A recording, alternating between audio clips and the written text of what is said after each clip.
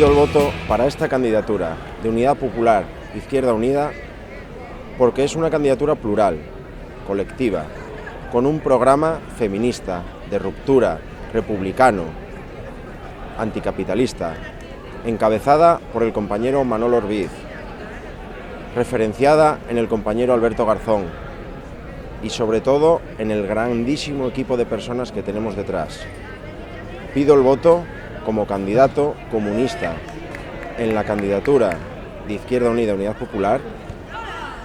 para el único proyecto electoral de izquierdas, feminista, ecologista, antimilitarista,